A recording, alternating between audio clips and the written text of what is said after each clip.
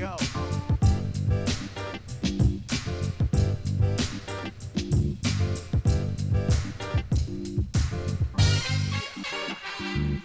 WPE. Nothing personal word of the day. Today is Tuesday, July 6th, 2021. WPE stands for Worst Plan Ever. When teams make it to the finals of a sport, to the Super Bowl, to the NBA Finals, or to the Stanley Cup, for whatever strange reason, it has become custom that mayors of the cities playing for the championship in whatever respective sport make some sort of foolish bet. Like, I bet the Bucks and the Suns, who start tonight, maybe their mayors are making a bet, and if the Bucks win, then maybe the mayor of Phoenix has to drink an entire case of Miller Lite. But if the Suns win, then the Bucks mayor has to plant a cactus right below his toilet. Something like that. When Miami is in the finals of something, World Series or NBA Finals, and they win, then the opposing team's mayor has to eat like 59 empanadas and drink a quart of Cuban coffee. And when the Yankees win, then the mayor has to eat corned beef. So that's just common. I never understood it. I think it's silly. If you're going to wager, either do $1, which is my favorite wager. That would be great, right? What are you going to bet? $1. But sometimes mayors, when they're, Coco, sorry, man, we're 1 minute in. We didn't prepare for this.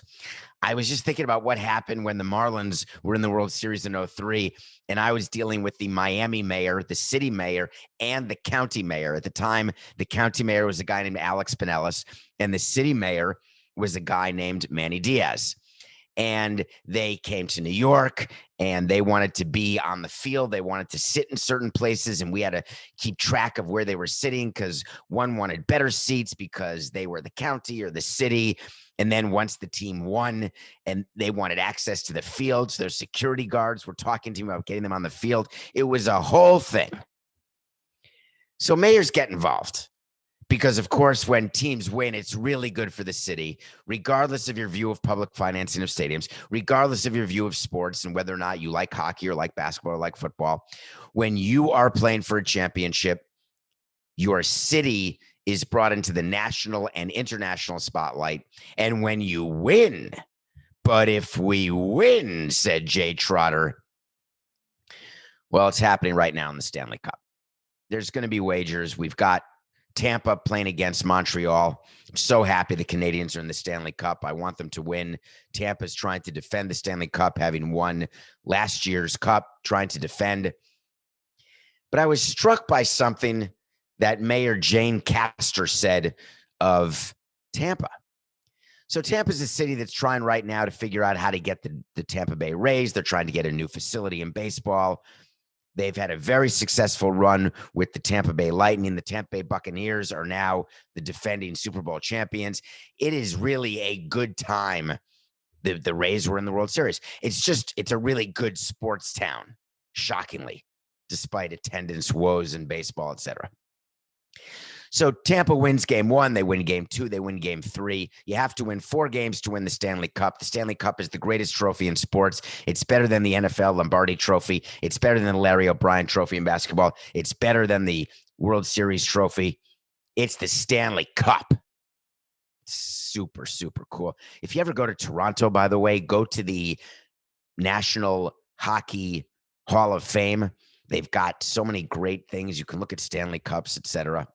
Anyway, so Tampa's up 3-0. You have to win 4. They're about to win the Stanley Cup, and it's very rare, not impossible, but very rare to come back from down 3 games. So it's looking like the Canadiens will not win the Cup. So everything's going fine. Everything's normal. But then Jane Castor says something very interesting that has come up, the mayor, that has actually come up in clubhouses before. She said, what I would like is for the Lightning to take it a little bit easy in game 4. Give the Canadiens just the smallest break, she continues. Allow them to win 1 at home, because then we can come back to Tampa. This can't be real, but she said it. come back and win the Stanley Cup at home. We don't want to get ahead of ourselves, but the Lightning are playing some amazing hockey. Do you know what a Kenahura is? I don't even know the etymology of a Kenahura. I think it could be Yiddish, but it could be anything. It's when you put a jinx on yourself. So, of course, last night, game 4, the game goes to overtime. Montreal has a 1-0 lead. Tampa ties it. It ends up going to overtime, and the Canadiens win. So the Stanley Cup's going back to Tampa. Mayor Jane Castor is super excited because the Lightning are going to win in 5 games. There's one thing that you do when you are running a sports team. You don't mess with the sports gods. I'm not the most religious guy in the world, but there is something known as the sports gods related to the traffic gods. Sports gods and traffic gods are first cousins. Maybe it's the same god with 2 different issues. Although I never understood why God would have an interest in a player playing well or having a pass go a certain way or making a 3-point shot. Thank God I made that 3-point shot. I want to thank God. I appreciate people who are religious. I just don't quite understand. There's so much bad in the world. Why focus on whether you're going to get the game-winning hit when there's hunger and poverty and crime and murder and accidents and all sorts of other stuff? But I digress. I have no idea what I was just saying when we were talking about thanking God. In any case, the sports gods and the traffic god. So the traffic god is when you're traveling somewhere and you say, wow, this is great. Like when you're going to Long Island from New York City, let's say, or when you're going to somewhere in LA from somewhere else and you say, wow, the 405 is moving. That's screwing with the traffic gods, and there's going to be an absolute traffic nightmare ahead of you, guaranteed. Hey, there's no traffic on the LIE. That's famous for people who live in the Northeast or in New York. Hey, the Mass Turnpike looks good, and then all of a sudden it's not. Sports gods, same thing. When we would have guests with us watching baseball games, whether it was in the owner's suite or where I watch games or in the GM box or wherever, there's something that we would say before the game started. You may never, ever articulate out loud. That may be redundant. Can you articulate something quietly, Coca? Did you hear me just articulate that? I just finished the segment. I think you have to articulate out loud. You can never say, wow, this game's going quickly. How great is that? Look, we're already in the 5th inning. It's only been an hour and 10 minutes. You are guaranteed to have a 3.5-hour, 12-inning game every time. So you're not allowed to say, hey, how great is this game going? There's another thing you don't say. You don't mess with the sports gods by saying, you know what? Let's just give them a break. Let's lose a game. Let's not try. Let's not pitch our best player, our best pitcher. Let's not play our top 2 starters. Why don't we do some load management? We're up 3-0. Lesson I learned long ago. When you have a chance to close out a series, you close it out. It doesn't matter if you win on the road. It doesn't matter if you win at home. No one remembers that. Quickly, where did the Bulls win all 6 of their championships? Hurry up. Rattle them off. What about the Warriors? Where did they clinch their back-to-backs? Do you have any idea? Do you remember where the Astros were when they clinched? How about just last year's NBA? That totally doesn't count, Coca. It was in the bubble. Who won the NBA championship the year before the bubble? That'd be 2019, Coca. I don't have the first memory. It could have been the Warriors, but I don't think they won it. The year before the Lakers won in the bubble, Toronto. Where did Toronto? Oh, God. How perfect is that? Where did Toronto win? I don't remember either.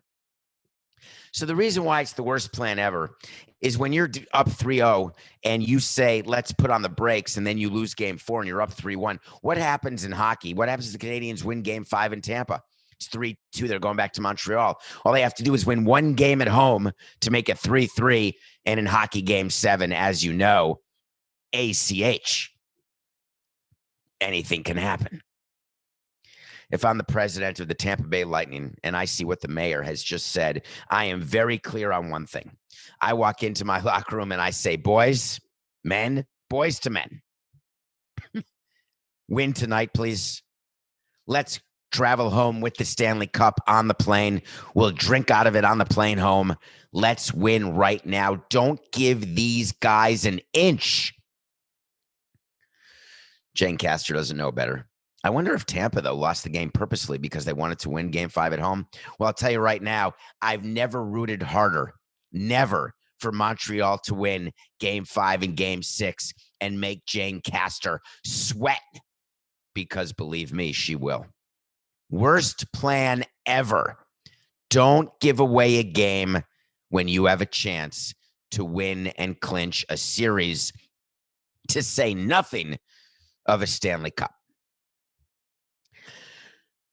For those of you who watched the show yesterday, the show started, and just so you know, when I and Coca, when we tape, we go live to tape. So every day we do 45 minutes, and there's no editing.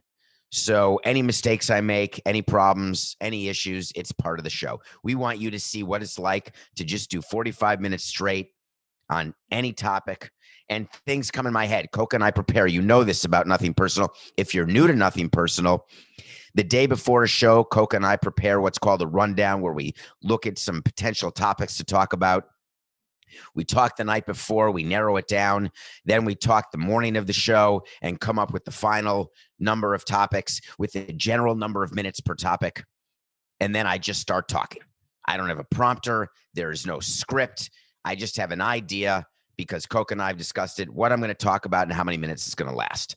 But as you know, or if you're new to the show, you're going to find out, things just come into my head.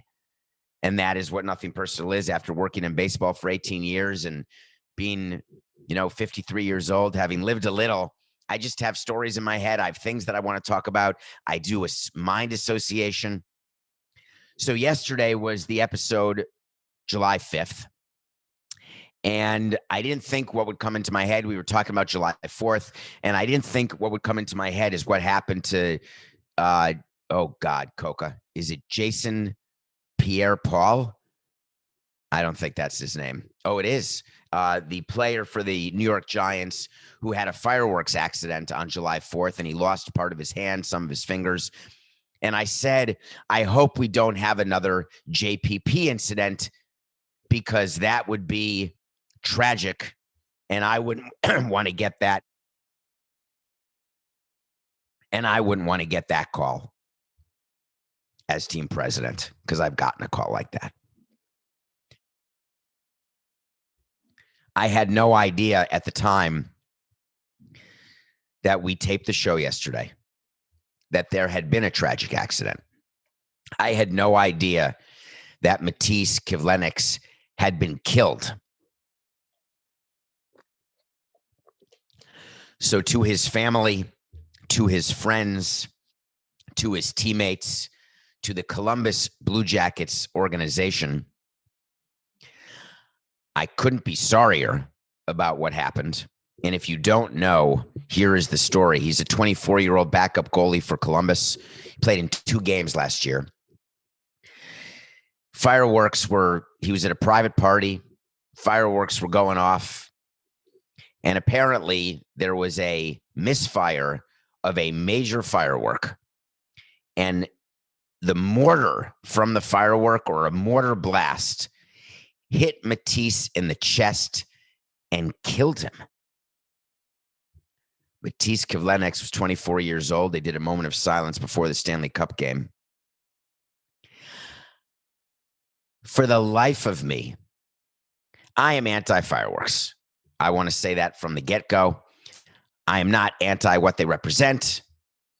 I'm anti the fact that when you put a deadly instrument in the hands of drunk amateurs, there is a chance for an accident. There are companies you can hire who can do a fireworks show for you if you are so inclined to do that. But every July 4th, there are parties, there are private parties. People go to these stores where you can buy fireworks. And if you're rich, you can buy a lot of fireworks, and you can buy a lot of serious fireworks. So Matiss was at a party in Michigan And it happened to be the party of someone else who works for the Blue Jackets, one of his goaltending coaches, I believe. And you can imagine the type of party it was. And I'm not risk averse. I like skydiving. I like climbing things, doing things, going to the limit. Sometimes the vertical limit, sometimes the horizontal limit.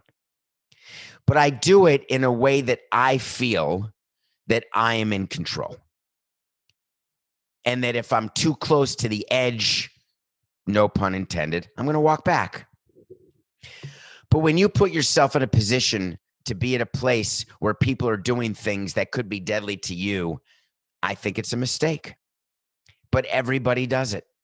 No matter where you go on the 4th, 5 out of 10 parties, 6 out of 10 parties, you go to a beach somewhere where people are setting off their own fireworks.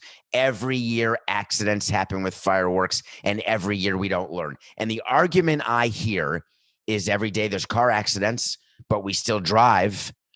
Every day people choke on food, but we still eat. I get that. I view eating and driving and flying and cycling. I view those slightly differently than playing with explosives. Fireworks are explosives. Would you let your child, or would you let someone who doesn't know how to deal with explosives go and try to disarm a bomb? Fireworks are bombs. That's what they're doing. They just glitter. I can't even imagine that. I shouldn't even say that. I can completely imagine the phone call that came to John Davidson, who I believe is the president of the Blue Jackets. But that sounds like, I thought he was just fired by the Rangers. Coke, I may have that in my head wrong, but for some reason that was in my head. But the team president who gets that call has to get his whole team together before information gets out, even though it's the off season. Try to figure out how to get support to the teammates who are spread all over the country, all over the world. And a 24-year-old man is now gone. And there's no coming back. I'm sorry that happened. I'm sorry that I put it into the universe that it could happen. I'm sorry that a life ends like that. I wish nothing but some sort of healing for his family, for the Columbus Blue Jackets organization. Rest in peace, Matiss.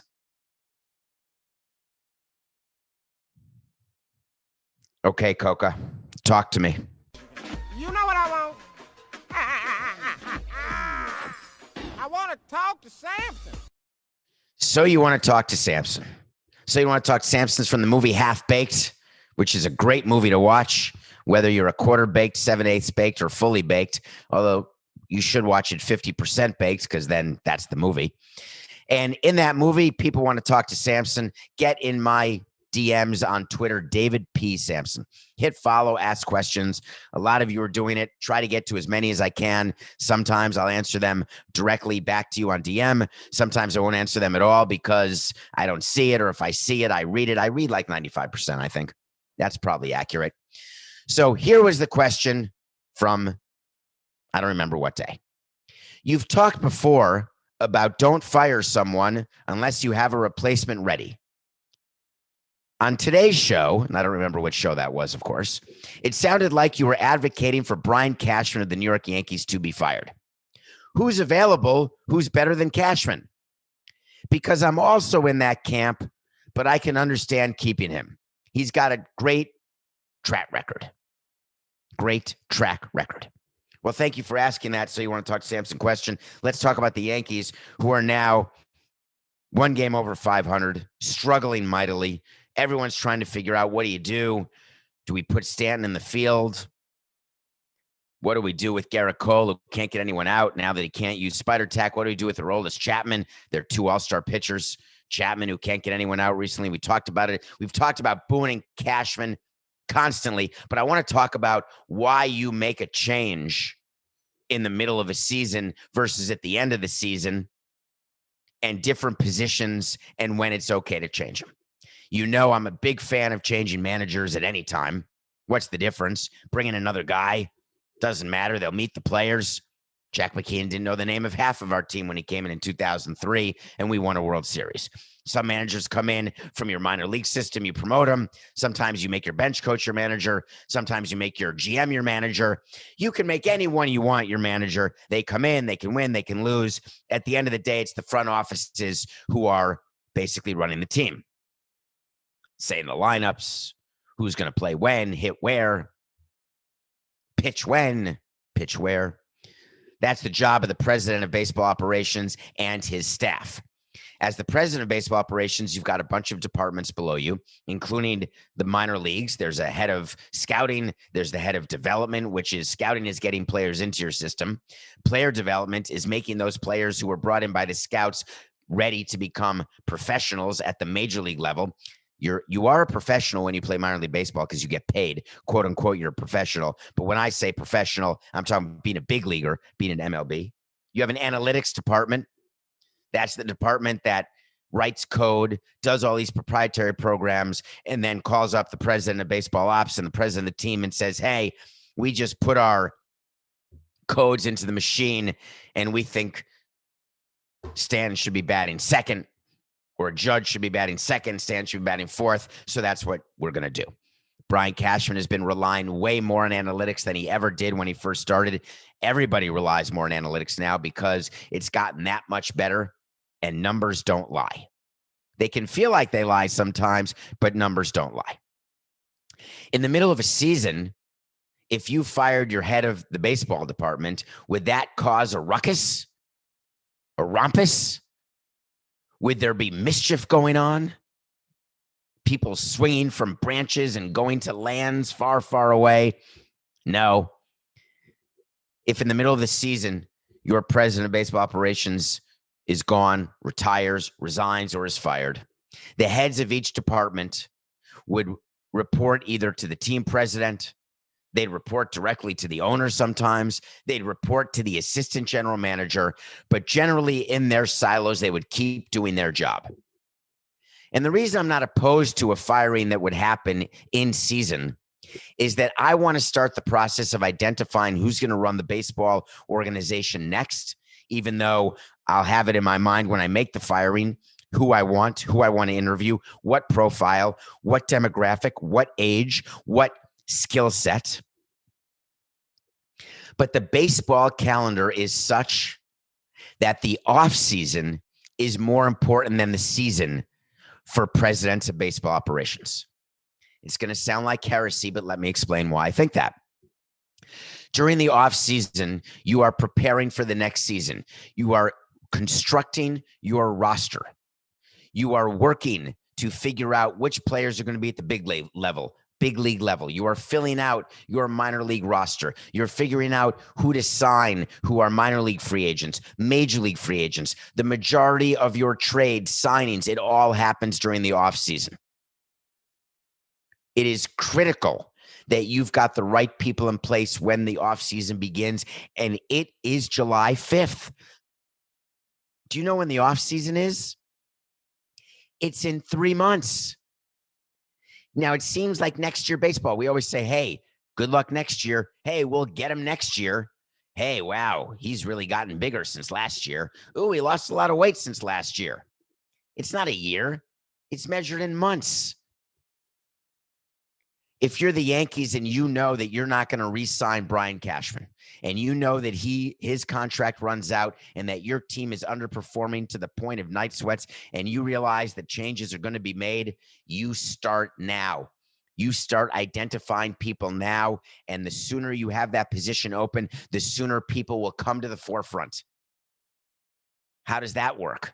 If you're an AGM for another team, let's say for the Rays or for the Red Sox or for other places where great young minds work, and you know that the Yankee job is open, you make it very clear that you are and want to be a candidate. People talk about tampering, how bad tampering is for the game. You shouldn't tamper with executives. Don't tamper with players. Tampering happens every day. You know that from being a Nothing Personal fan. If you're new, you don't. Tampering happens all the time. We tamper with players. We tamper with executives constantly. because we want to know if we're going to trade for a player, will that player sign with us long term? We want to know if a player, what's going on inside his head in terms of injuries. We want to know if an executive has an interest in coming to Miami or has an interest in taking over this department or that department. It's constant. It's normal. We're tampering with employees in the player development department. The single A manager at another organization, we're speaking to him during the course of the season. Hey, we likely are going to have a double A opening. Are you ready? Does your family want to move to the middle of Ikvelt? How do you feel about that? So we're doing that. Everyone's doing that. So there is no huge difference between off-season, post-contract, during the season, middle of the season. It's a matter of getting yourself and your company organized. Think about running a company that's not a sports team, where it's a 12-month company, where there's no quote-unquote season. Even if it's a seasonal business, like you sell Christmas trees. The fact is, it's a 12-month business. You don't say to yourself, oh, I'm going to wait a few months. I'm going to wait a week. When you know what direction you want to go, you better start going there now, because if not, you're going to get passed by your competitors. So your specific question said, but do you have to know the exact person who's going to replace him? No. Often you do, but you don't need to know the exact person when you know you're going to make a change at the managerial level or at the GM level. You just know that you're going to make a change. Your business will continue to function. Your team will continue to function. There will be games at 7:05 every day. The analytics department will continue to pump out information for Aaron Boone, the manager, to use, for the president of baseball operations to use when he's evaluating trades. The amateur draft is coming up here shortly, and it's good to have the president of baseball ops in place for the amateur draft, because he or she is the one making the final call. Sometimes, most times. Not every time.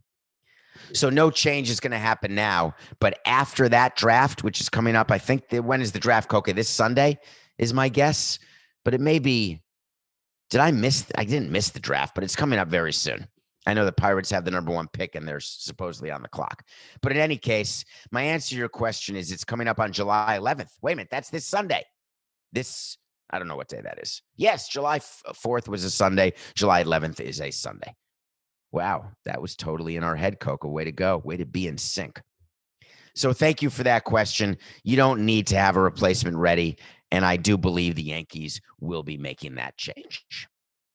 Today, if the Yankees want to make a change, there is a place where they could go to find candidates. It's called LinkedIn. Many small business owners are busier than ever, because they are focused on managing and growing their business. They can't always spend the time they wish they could on recruiting. That's why LinkedIn Jobs has made it easier to find and hire the best candidates for free. LinkedIn's got a network of over 740 million professionals. Coke, are you on LinkedIn? You should be. I'm just kidding. You're stuck with me, baby. LinkedIn Jobs will help you hire the right person for your role. And your first job post is free. Just visit linkedin.com/Samson. Again, that's linkedin.com/Samson. That's SAMSON. Post your first job for free. Don't you want to grow your business, grow your revenue, manage your expenses, win more games, sell more stuff? You need good people, and you got to pay them well. LinkedIn.com/Samson. Terms and conditions, as usual, apply. And I don't know the terms, and I don't know the conditions. But the first job post, it's free. There was a death in Hollywood. When we come back, we're going to review the top 5 Richard Donner movies of all time. He passed away at 91 years old yesterday. A great and famous, amazing director. We're going to review his top 5, or just give you his top 5 movies. And we're also going to talk about a Trevor Bauer situation that the Dodgers have to face and why it matters. We'll be right back. Welcome back to Nothing Personal. This is David Samson. How are you? Thanks for making it through the gauntlet. Thanks for posting a job on LinkedIn at linkedin.com/Samson. Thanks for being with us, rating, reviewing, following, telling your friends. That's really, as a favor to me, although I love doing what we do here. I love that you listen and that you're loyal and that you watch on YouTube. Just subscribe to the YouTube channel. I don't want to force it the way Levitard does, at least not yet, and make you feel like not worthy if you don't do it, or stupid or angry. Just go to YouTube, go to the Nothing Personal with David Samson YouTube channel. Just hit subscribe. It matters. Thank you. Okay. So we review movies every day. I watch a movie every day. I did watch a movie yesterday, but I'm not going to review it because Richard Donner passed away. Richard Donner has always been one of my, I don't know if he's a top 10 because that's saying something, but I bet you he sneaks into the top 20 directors, top 25 directors. Died at 91. Not a tragic death. When you live 4.5 score, it's been a hell of a run. But it's the end. The end is always very sudden. He'd been sick for years. Yeah, but the very end. He was in a coma for a month. No, I'm talking about the very end was a big surprise. I don't actually know any of that. That's from Fletch, and it's funny. I want to give you the top 5 Richard Donner movies, and it's going to be controversial, but here we go. Number 5, he directed the original Superman with Christopher Reeve and Gene Hackman back in 1970. I think I was 10 years old. I'm going to go 1978. Don't quote me, but you can GTS. If you're new to the show, Google that shit. Superman, number 5, Richard Donner movie. Number 4 is a cult classic that I loved. If you have not checked out Josh Gad, do a reunion with all cast members of The Goonies during the quarantine. You should go check it out because it was amazing. He directed Superman and The Goonies. Sean Astin, Rudy. That's number 4. Number 3 was a movie not loved by many, but appreciated by me. It's called Maverick. Not the guy who flies the fighter jets in Top Gun. Maverick, number 3. Richard Donner didn't stop there. He directed all the Lethal Weapon movies, as far as I can remember, at least 3 of 4 or 4 of 4. The original Lethal Weapon, to me, that's the number 2 movie in his list of top 5 movies he ever directed. Do you remember how epic it was? Forget the fact that Mel Gibson is a total anti-Semite and I won't watch any more of his movies because he's just a bad guy. But back then, I didn't know that. And I watched it through the eyes of someone watching a buddy cop movie with Danny Glover and Mel Gibson, the likes of which you just don't see, with a villain named Gary Busey, who was almost like a cartoon caricature of what he became. But back then, I had not seen him in that role. Lethal Weapon, number 2. And my number 1 Richard Donner movie, you know how much I love Bill Murray. He did a movie that is not known as a top 5 Bill Murray movie, maybe not even a top 10 Bill Murray movie. For me, it is one of my favorite movies, not in my top 100, but one of my favorites, called Scrooged. If you're only going to watch one Richard Donner movie to honor his life, watch the original Lethal Weapon. If you're going to watch 2, please watch Scrooged. You will be shocked. It is based on, what is that based on, Coca? How could I possibly be blanking? It's got like the Ghost of Christmas Present, the Ghost of Christmas Past, the Ghost of Christmas Future. It could be based on like a Wonderful Life or a Christmas Story or a Christmas Carol. I can't remember. It's called Scrooge. Check it out. Don't watch his movies instead of watching baseball games.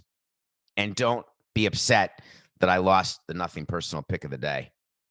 I cannot believe the Dodgers lost to the Marlins. We had it nailed. Buehler was supposed to have a great start against Trevor Rogers. Buehler was hittable. Trevor Rogers, the newly named All-Star, who got pranked. Did you see that video, Coca? Don Mattingly, the manager of the Marlins, called Trevor Rogers in to tell him he was going to Double-A or going to Triple-A. I guess Jacksonville is their Triple-A team now during the All-Star break in order to get some extra work so he wouldn't be sitting for a large number of days. And Trevor Rogers, their best starter, was sort of incredulous, thought it could have been service time manipulation. But then Don Mattingly said, just kidding. You're going to Denver. You're an all-star. Hey, now, you're an all-star. Put your pants on. I don't think those are the words.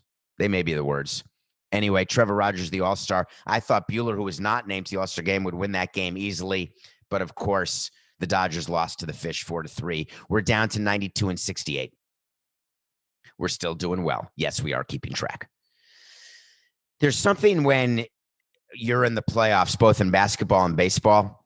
It's the NBA Finals starting tonight, 9 p.m. Eastern. It is Milwaukee against Phoenix. Giannis is doubtful for the game. Our wait to see yesterday was that Giannis would miss the first 2 games at least. The Phoenix Suns are 5.5-point favorites. 5.5-point favorites in game 1. But there's something when you are in the playoffs that you really don't want. And we always would tell the public we want it, and we would tell our players we want it, but deep down we didn't, and that's rest. There is something about momentum. There's something about routine. There's something about the grind that keeps you sharp. Mentally, it can be physically exhausting, but you've got adrenaline that carries you through, which is why it's super hard to repeat as champions, because you're playing so long and then your adrenaline disappears when the season's over and you have to build it back up for the next season. It's not easy at all. The Phoenix Suns haven't played in 5 weeks. That's how long it's been since they won the Western Conference, whereas the Bucks just finished off the Hawks a couple days ago. Even without Giannis, the Suns are favored by too many. It's hard to rest that long and get back and get into your groove. I'm taking the Bucks as the pick of the day, plus 5.5. Everyone's going to take the Suns, right? And I feel like when everyone does something, go the other way, because everyone can't be right. The only people who are ever right are the house and the bookies. Milwaukee, plus 5.5. Okay. So we've covered the Trevor Bauer incident. We've covered it plenty. There's still way more to go. Trevor Roberts is in the... Stop, Coca. We're going to do that again. 8, 9, 69.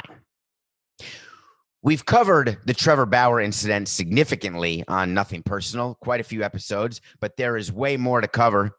Trevor Bauer is on something called administrative leave, where for 7 days he is basically away from the team but getting paid, while MLB investigates what happened. So they're going to try to talk to Bauer. They're going to try to talk to the woman he assaulted and beat up and choked out and then forcibly raped from behind. They're going to try to get to the bottom of all that and figure out what's next, while Pasadena decides whether they're going to file a criminal and charge him criminally for what took place. Once the 7 days is up, and it'll be up this Friday, MLB has 2 choices. As you may recall from a previous Nothing Personal episode, they can reinstate him, or they can go to the union and try to get an extension on the administrative leave. And you heard me tell you, and I tweeted it, not only is he going to be extended for this 7 days, I don't see an end in sight for this paid suspension. Trevor Bauer cannot wear a Major League uniform right now. It is wholly inappropriate for Major League Baseball to pretend it is the cultural hub of correctness and then look the other way when you have been accused the way Trevor Bauer has, which is not to say he's criminally guilty. He gets a trial to prove that. Actually, he gets a trial to have someone else prove that he's guilty. As you know, there's a presumption of innocence. But that doesn't mean when you are the Dodgers or MLB that you cannot do something before he's criminally charged, like not play him, like suspend him. Well, the Dodgers didn't act quickly enough. As a matter of fact, we criticized Dave Roberts, the manager, even though it wasn't Dave Roberts, so I apologize, Dave. I know that it was everyone above you. There's no way that you made the decision that he was going to pitch on Sunday, July 4th. He was supposed to and never did because he was placed on leave. Dave Roberts came out yesterday and said, yeah, I'm not sure Bauer's going to be back Sunday. Really? NSS. You know what that stands for, Coca. It starts with no and ends with Sherlock. So that's the end of the Trevor Bauer thing for now, right? Not exactly. The Los Angeles Dodgers are celebrating the 40-year anniversary of their 1981 championship. A player on that team was a pitcher named Dave Stewart. He was young at the time. You may know Dave Stewart as being famous for being an Oakland A, Cy Young world champion. Dave Stewart, you may know as someone who's been trying to buy a team. I negotiated with Dave Stewart. He wanted to buy the Marlins. Met Dave Stewart, spent a lot of time with Dave Stewart. He is a very thoughtful individual. He's a very big dog. Do you remember, very big guy? I was going to say a bulldog. Do you remember when he was on the mound? You can go video and take a look if you've never heard of him. He had a scowl when he pitched that made him very scary. Played for Toronto, won a World Series in Toronto, I believe, too. And he had this scowl that made you feel scared. And then when he spoke, he had sort of a high-pitched voice, such a gentle guy. Dave Stewart went public yesterday and was very clear.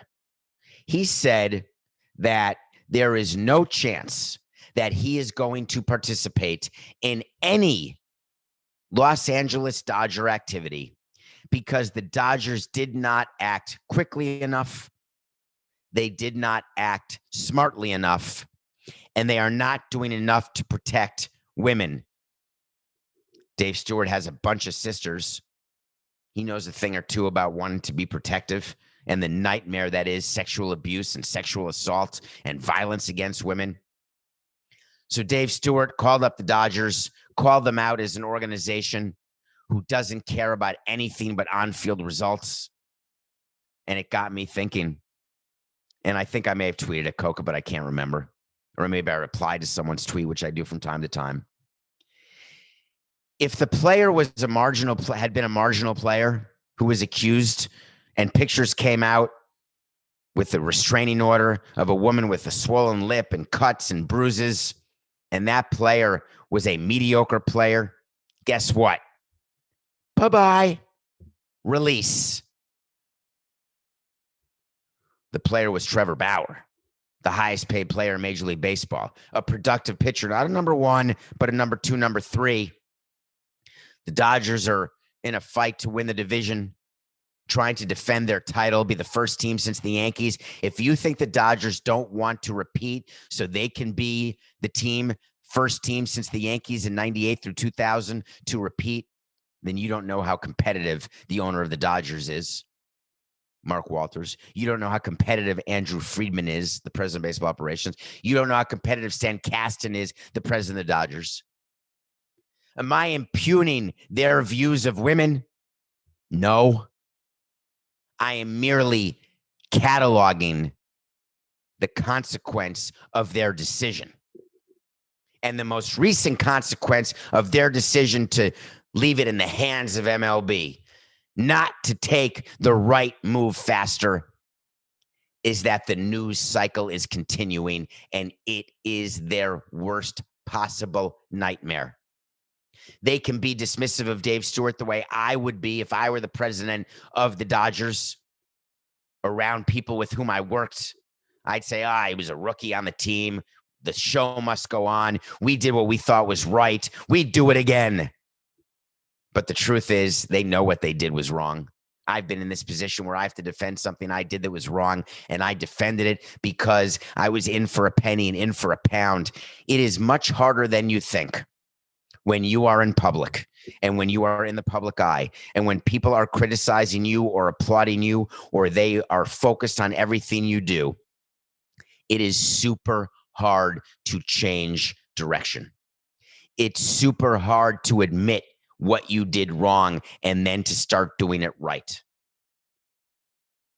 One of the things that I've learned to do better since I was let go in 2017 by Dedek is that I've learned that many of the things I did while I was president, I'm not sure I would do them again the same way I did them. Faced with the same set of facts, I'd like to believe that I have a different perspective now. When I was in it, though, I can't tell you that I would change any decision I made because I was in it and I didn't have the perspective of being out of it. And when you're in it, you think the world revolves around you. You think that your shit doesn't stink. You think that everyone is criticizing you, not because you're wrong because they want to be you. They want to be the team president or the GM or a player. You get so wrapped up in the title and in the power, the perceived power, that you think that you do it right. And when you think you've done something right, you convince yourself you've done it right. That's the interesting part. That people can convince themselves even when they're wrong, even when presented with evidence that they were wrong, they can convince themselves they're right using confirmation bias. Hey, what I knew about the situation, I couldn't just suspend him. Hey, there was a collective bargaining agreement. I had to have MLB put him on administrative leave. Hey, I know that I could have not pitched him, but that would have been unfair to him, to the fans, to the other players. You can find a way to convince yourself of anything when you are running a team. I want to tell you, Dave Stewart, that I respect you calling out the Dodgers, and I know what they're doing right now inside those front offices. They are figuring out, what do we do now to move on? And the odds are they don't talk about it anymore. They want to bury it so far because when you bury something, you can pretend it never existed. Of course, when you're running a team, you have the underlying issue that is always pervasive, always in the front of your head. God, I need to win games because it's just business. This is nothing personal.